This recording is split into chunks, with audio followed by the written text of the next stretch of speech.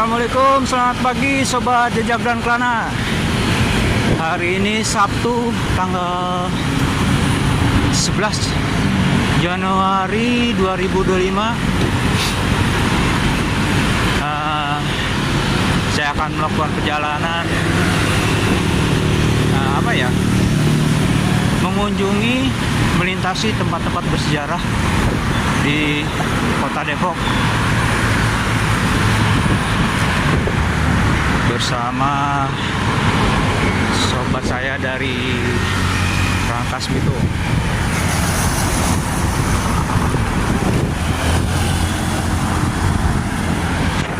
Seorang peturing bernama Jenny Abdurrahim, jauh-jauh dari Rangkas Bitung, Kabupaten Lebak, Banten, menuju ke Jakarta untuk bersepeda di Kota Depok. Bagaimana keseruannya? Ikutin terus gue sekali ini. Semangat!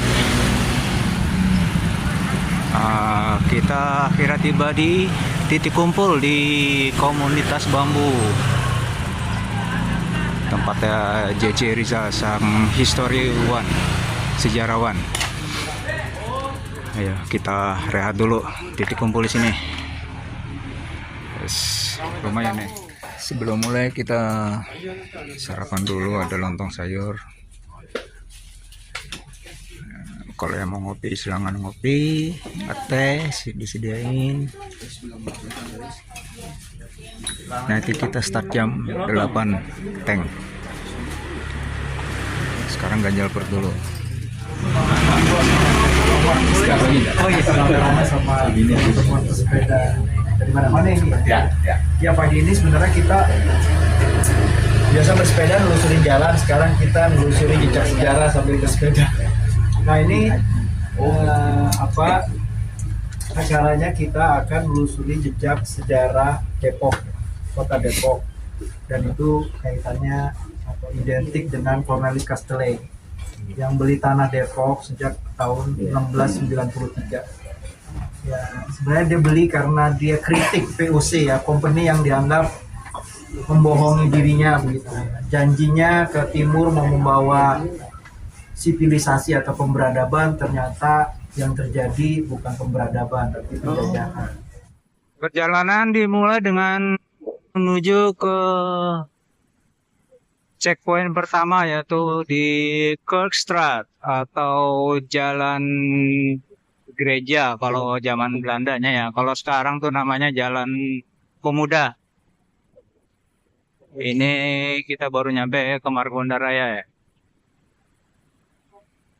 Tinggal ikutin red kapten di depan.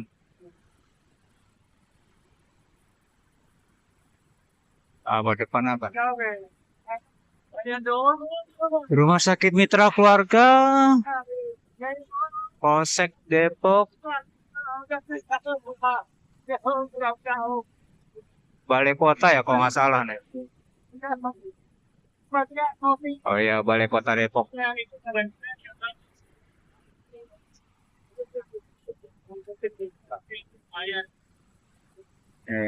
Rekaman Balai Kota Depoknya nih. Kita masih lurus. Itu mulainya tahun pasca tanam paksa berakhir ya, tahun 1871, tapi gedung Mente-nya sendiri dibangun dan berfungsi itu 9 tahun kemudian, tahun 1880. Mente itu bahasa Belanda untuk kota Praja, balai kota gitu. Nah, sementara mereka mau berterima kasih bahwa mereka sampai punya otonomi penuh, dia dibebaskan sebagai budak, mereka bikin buku untuk menghormati Cornelis Castellet. Di sini kan ditulis 28 Juni 1914. Jadi peringatan untuk 200 tahun pembebasan mereka, karena mereka dibebasin tahun 1714. Ya, waktu Castellet meninggal, dia keluarin testament membebaskan budak-budak.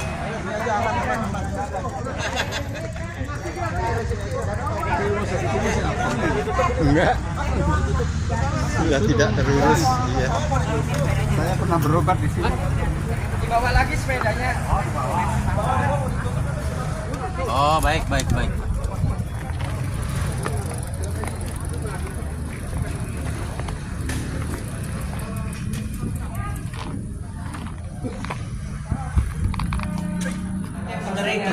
Masih asli dulu ya? Iya, yang sebelum yang itu nggak proporsional. Iya. Yang di sana nggak proporsional kebesaran jadinya gitu. Oh, ini yang lepas. Ini yang proporsional. Itu kontraknya Depan bawah ini. nggak ada tulisan. Ini yang jadi prasasti dulu ya. Padahal kan nggak Yang di rumah dibikin ruangan aja tuh yang tempat sejarahnya dikaburkan. Presiden mana karena bola? Waduh, tanya Pak Yahya, Pak Yahya replikanya kayaknya ngerti. Statementnya. Ini ngerti. Mungkin yang asal ya. Naik intensi kan niatannya sini Depok. Nah, itu misalkan Pak ini Pak JJ mungkin. Ini prasasti tubuhnya. Ya. ini nih, dari Belanda nggak? Wilson. Oh, itu aslinya ya? Iya, proporsinya yang bener kan ini nih tuh. Itu kan soal jadi gendut jadi. Udah banget banget. Ini sudah. Ini kok matung sudah beda kan? Oh, beda jauh. Mirip-mirip lah. Mirip-mirip lah. Mirip ya.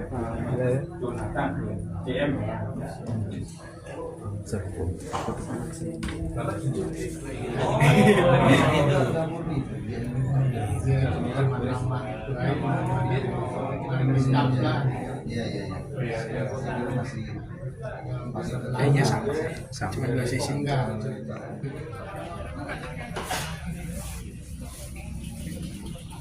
Dan ini adalah rumah Presiden Depok yang terakhir dibangun tahun 1933.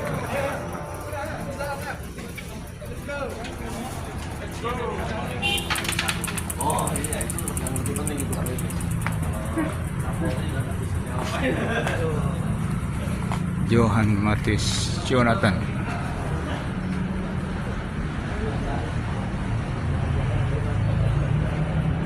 Atau ikut Belanda. Jadi sebagian mereka ikut Belanda, tapi mayoritas mereka tetap tinggal. Jadi Depok itu wilayah yang luas yang dibeli oleh Castellane secara apa ya? Estafet begitu ya. Secara estafet dibeli oleh Castellane sejak tahun 1696. Ya, dan sebagai wilayah yang dibeli secara estafet, Castellane itu bahkan merancang Depok itu sebagai wilayah yang sangat modern untuk kalau kita berpikir hari ini. Misalnya kota di Indonesia nggak pernah mikirin bahwa sebuah kota perlu hutan kota misalnya gitu ya. Nah, Castellane itu menetapkan harus ada wilayah di Depok sebesar 35% lebih itu sebagai kawasan Dari hutan luas, kota. 35% dari Iya, luas. sebagai kawasan hutan itu sangat modern dan itu tidak boleh diambil kayunya tanpa seizin dari Kemente. Bayangin jadi. Bahkan saking pentingnya hutan itu, para peneliti yang bekerja di Kebun Raya Bogor atau mereka datang dari luar, sebelum mereka pergi ke Kebun Raya Bogor sebagai lab ekologi paling besar di Asia waktu itu ya, tempat bekerjanya para saintis, ahli botani, ahli para naturalis, itu mereka akan berhenti ke Depok. Depok dulu salah satu kawasan konservasi bambu yang sangat terkenal. Ada ratusan jenis bambu dikonservasi di Depok. Nah, hutan kotanya sekarang sendiri, tahu kan, cagar alam namanya, itu udah habis. Nama cagar alamnya sendiri baru muncul tahun 1901. Nah, itu diresmikan oleh Gubernur Jenderal Hindenburg waktu itu, karena dia respect bahwa ada tempat di kota yang panjang umurnya sejak abad ke-17. Tapi sebagai ruang kota mereka punya institusi-institusi yang sangat dianggap enlighten atau mencerahkan itu. Mereka punya sekolah yang baik, mereka punya hutan kota, terus mereka punya keluarga-keluarga yang setelah dibebaskan itu budak-budak Castellane itu punya PAM, ada 12 marga, 12 PAM. Nah, nanti kita bisa lihat nama-nama PAM-nya itu diukir di pintu gereja. Nanti kita bisa lihat di gereja itu diukir. Nah, sebenarnya itu bukan hanya sekedar untuk peringatan ya bahwa mereka itu bagian dari orang-orang yang dibebaskan, tapi mereka dibayangkan sebagai pelanjut dari wawasan Cornelis Castellane. Nah, wawasan Cornelis Castellane yang paling menarik menurut saya wawasan berkota secara modern, kota yang belum kenal pentingnya. Kita baru punya, Jakarta itu baru punya rencana master plan itu dengan ruang hijau itu 37,5% baru dalam master plan 6585. Tapi Castellane sudah bikin itu sejak 1714. Iya, dan itu kemudian ditiru di awal abad ke-20 setelah Jakarta sering kebanjiran dengan konsep green belt atau sabuk hijau yang mengelilingi Jakarta begitu. Jadi itu ditetapkan dari Tuliting tahun 1930. Nah, inspirasinya adalah Depok. Jadi kalau ada Bang Ali bikin suaka condet, itu sebenarnya bukan suaka orang Betawi, tapi suaka pertanian. Maksudnya adalah orang Betawi itu senang bertani pohon, maksudnya karena itu mereka pakai buah-buahan gitu ya, itu sangat terkenal. Jadi sampai ada lagu pepaya nanas pisang jambu, itu asalnya dari Pasar Mini.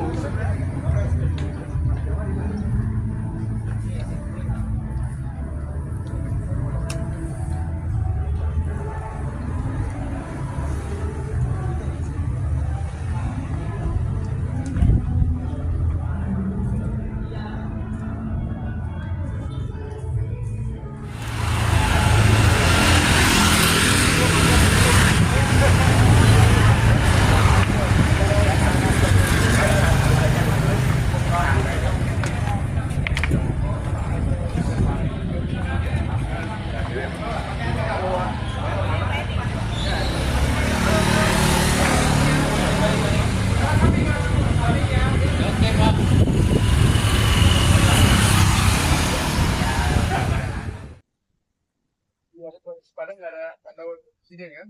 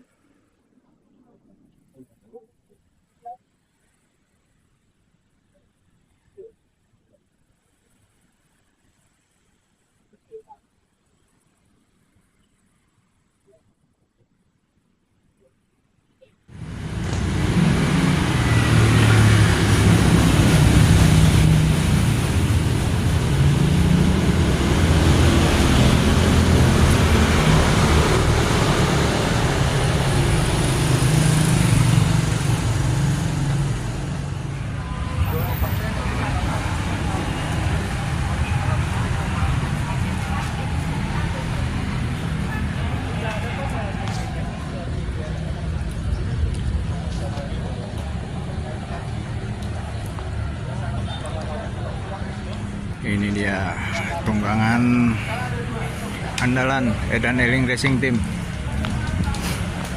Settingan dari Koh Jimmy Suhardi di bengkel Jimmy Bike Mekaniko di Rangkas Pito.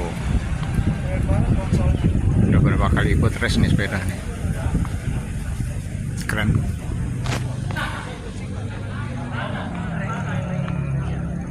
Dari gereja tadi kita sekarang berada di Jembatan Panus. Apa usianya udah 100 lebih ini? Tahun berapa ya? Mari kita ikuti penjelasannya di sebelah sana. Injak sebenarnya situs sejarah dari tahun 1917. Oh, ini ada. Iya, ini dari tahun 1917. Dan ini jadi jalan alternatif untuk orang Jakarta atau orang Depok menuju Bogor. yang tidak berkereta api dan sebelum ada kereta api. Jadi nanti akan lewat sini, dia akan ketemu dengan jalan Raya Cimanggis ya, Bogor itu. Itu jalan rayanya Dendels itu. Dia akan nganterin kita ke Bogor sampai ke Panarukan ya. Sampai ke Panarukan, terus sampai ke Bandung gitu. Nah, ini jadi akses orang Depok untuk menuju ke Bandung, juga akses orang Bandung untuk menuju Jakarta kalau mereka nggak ke Bogor terus berkereta gitu. Jadi ini jalan darat jalur Anyer Panarukan ya? Bukan. Bukan. Dari Jalan Raya Bogor kalau Anyer Panarukan iya. ini akses utama orang Depok untuk Orang Depok terkoneksi dengan orang Bogor dan orang Depok. Jakarta. Dan 2000 itu bambu masih di sini kalau Ya, dari Jakarta. ini memang Depok itu dulu terkenal kirim bambu. sistem transportasinya dulu namanya ada Osterlokan. Osterlokan itu sebenarnya salah satu jalur transportasi yang dibayangkan oleh company untuk menghubungkan antara kota Batavia dengan Omelanden itu sungai dan kanal gitu ya. Tapi itu cuma gagasan di tahun 1739, nggak pernah kejadian. Nah jadi ini di bawah kita ini Ciliwung. Ciliwung ya? Ya ini Ciliwung. Ini sebenarnya Ciliwung ini termasuk bagian dari jalur rempah ya. Karena dulu kerajaan Sunda di Bogor itu termasuk produsen lada yang terbaik. Jadi orang-orang Cina sejak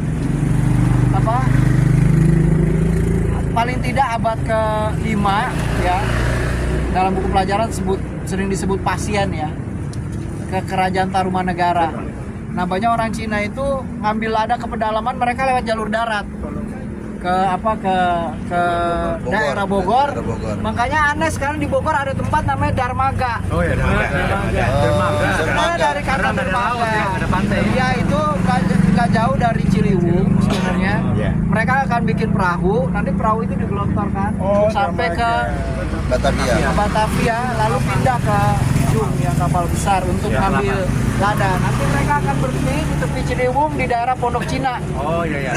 Nanti ada rumah di dalam Margo City, namanya rumah Pondok Cina, daerahnya namanya Pondok Cina. Jadi itu tempat transit orang-orang Cina sebelum nyampe ke Batavia untuk ngambil lada di pedalaman.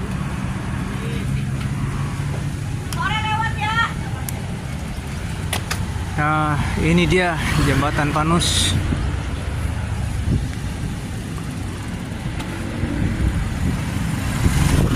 Dulu ada rumah penjaga jembatan namanya Stepanus di sini, ada di bawah, makanya dinamai Jembatan Panus.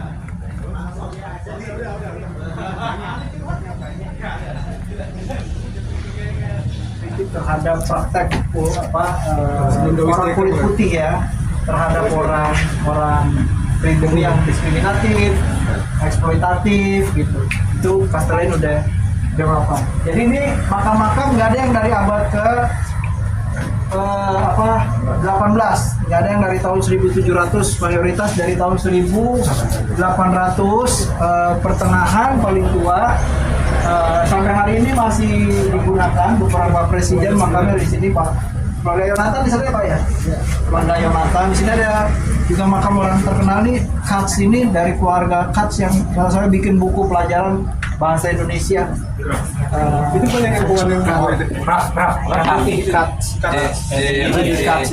Jadi ini makam-makam yang nggak ada dari masa Castellane. Jadi ini pemakaman yang baru ya pasca Castellane.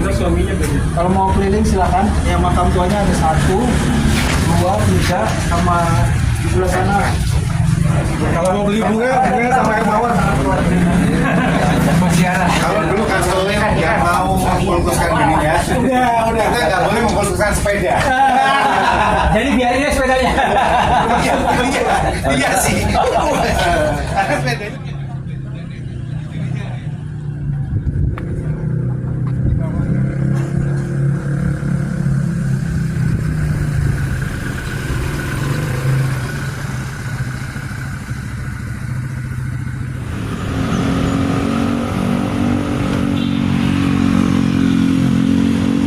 Perjalanan sudah selesai, saatnya kembali ke komunitas bambu untuk bertukar pikiran dan juga makan siang.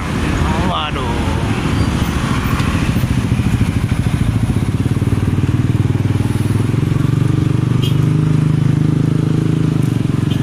Panasnya mantep nih. Tapi nyampe komunitas bambu kita makan siang dulu. Setelah bersepeda akhirnya waktunya makan siang. Sebelumnya didahului oleh pembagian door prize. Lumayan nih dapat tas. Ada banset juga. Menunya hari ini sayur rebung, tempe orek, dan telur dadar. Selesai acara, saatnya kita kembali pulang ke rumah. Kita nyari jalan baru lewat belakang kampus Universitas Indonesia. Belok mana nih? Menurut Google belok kiri. Kiri.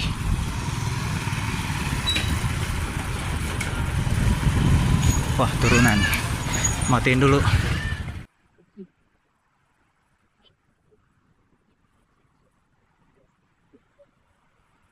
Piknik. Kita nyebrang jalan tol. Tembusnya kemana lagi nih? Tuh, UI itu. Politeknik.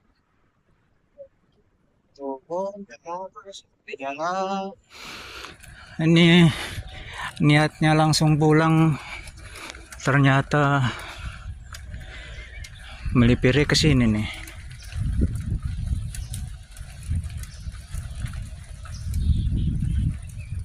Terawat jalannya. Melipir ke Universitas Indonesia.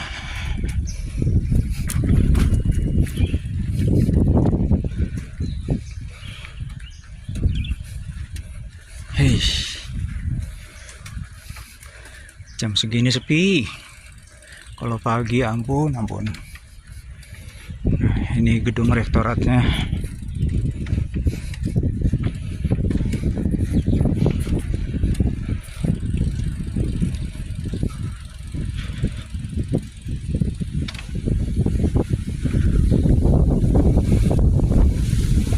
Ini kita melalui jalur sepedanya tuh seperti ini di UI. Jalur sepeda dan pejalan kaki bersatu.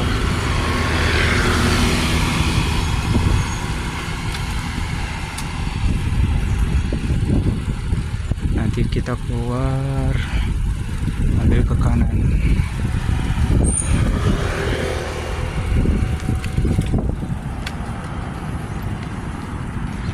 Nah, ini rumah sakit UI nih.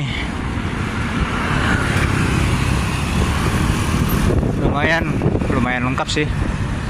Nah, di depannya rumah sakit UI, Fakultas Kesehatan Masyarakat. Kalau lurus apa ya, Politeknik Negeri Jakarta kalau nggak salah. Terus ke stadion juga.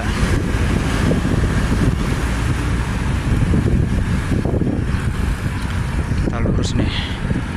Nanti nyoba ke hutan UI.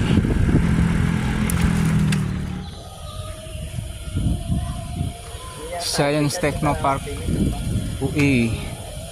Nah, anak-anak teknik percobaan kendaraan zero emission. Wah, ada yang lagi muter nih. Auto belum. Tenaga listrik, auto tenaga hidrogen, tambah energi. Kita kesini dulu ke arah hutan UI. Nah, sebelah kanan stasiun kereta dari jurusan Jakarta Bogor. Sebaliknya turun di stasiun Universitas Indonesia. Di sinilah lokasinya, dekat pintu masuk gerbang UI.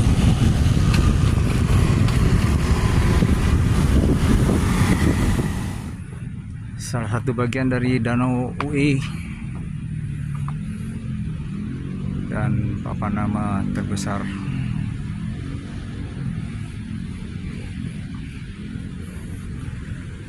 Nah, Mas Jen Abdurrahim dari Rangkas Bitung jalan-jalan ke UI. Banyak nih ikan nih gede-gede. Di sini nggak ada yang berani mancing, tapi kalau di sana iya kena angin. Ikannya gede-gede. Nggak ada yang berani mancing di sini, tapi kalau di sana jangan ditanya deh.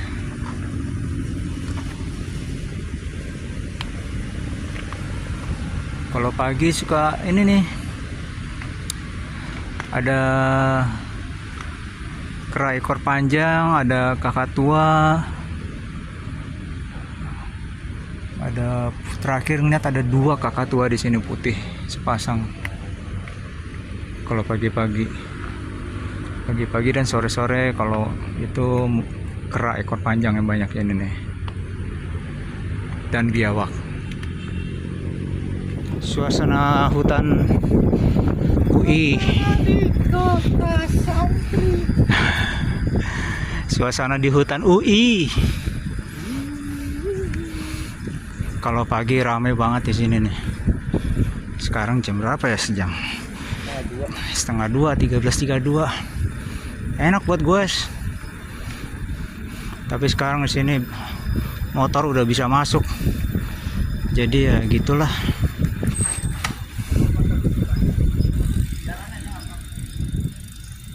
Jalan kan lagi goes. Di situ perbatasannya ada tulisan perbatasan Bogor Jakarta apa Depok Jakarta ya, seperti yang di PIK perbatasan Banten dan Jakarta. Sepertinya itu tuh tulisannya tuh. Ayo ke sana. Nah, ini dia perbatasan Depok Jakarta. Gue akap nih, antar kota antar provinsi. Wih, cap paspor nggak nih? Paspornya dicap nggak nih?